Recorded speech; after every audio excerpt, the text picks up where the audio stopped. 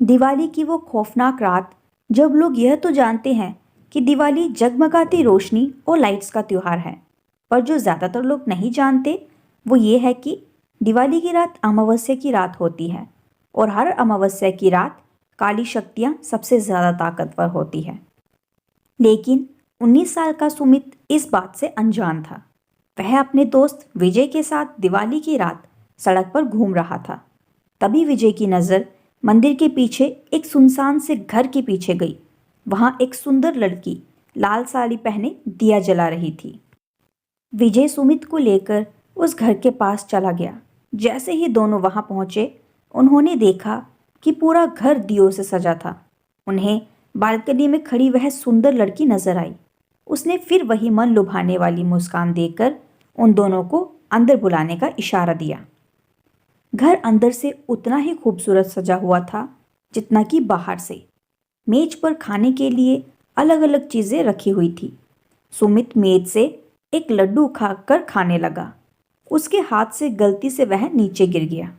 जैसे ही सुमित लड्डू उठाने के लिए नीचे झुका, उसने देखा कि मेज के नीचे एक भयानक काली परछाई थी, जो सुमित को देखते ही कहीं गायब हो गई।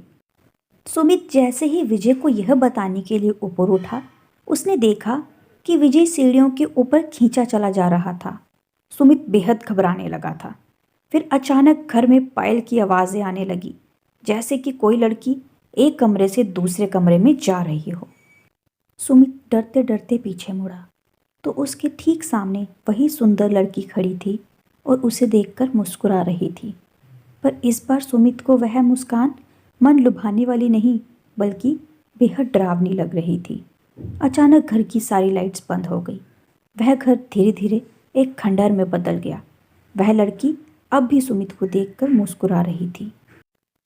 सुमित उस आवाज़ के पीछे पीछे सीढ़ियों से ऊपर चला गया, लेकिन ऊपर जाते ही उसे कमरे के अंदर पंखे से लटकी हुई एक लाश दिखी। सुमित उस लाश का चेहरा देखकर बुरी तरह कांपने लगा, क्योंकि वो किसी और की नहीं बल्कि विजय की ही लाश थी।